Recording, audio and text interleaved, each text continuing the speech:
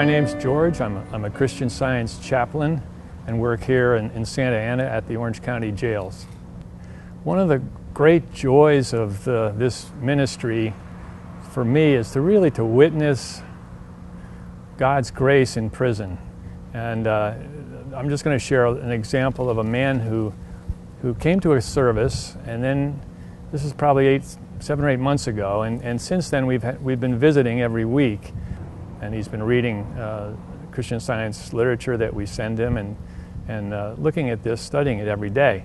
Well, on this particular visit, he said that his sister, who was expecting, had been diagnosed, the child having Down syndrome, and the family was very concerned, and we immediately, when he said that, we talked about the fact that God loves this child and would never inflict any disease, and we read several sentences and paragraphs in Science and Health about scientific obstetrics, but most of all, we felt God's love was embracing this family. We also said, look, we will pray about this. Every time this thought comes to you this week, you just know that this is, just deny any error and just affirm that her identity would be perfect and spiritual, and I held to that.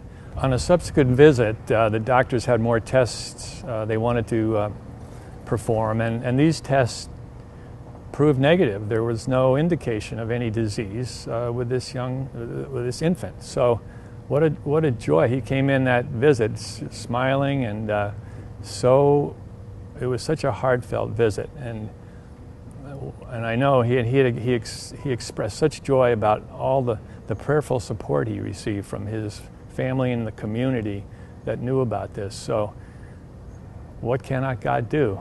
That's just, all things are possible to God. And I would just add, this man is still incarcerated here, and he'll be getting out in probably a few months, but his sentence has been reduced substantially. He was facing 10 years, and he has a new attorney and has new hope that this will be reduced to somewhere in the neighborhood of 1.5 to 2 years. So again, I'm so grateful for this, just to witness this transformation. And I could go on more about what he's dealing with, but maybe that's for another time.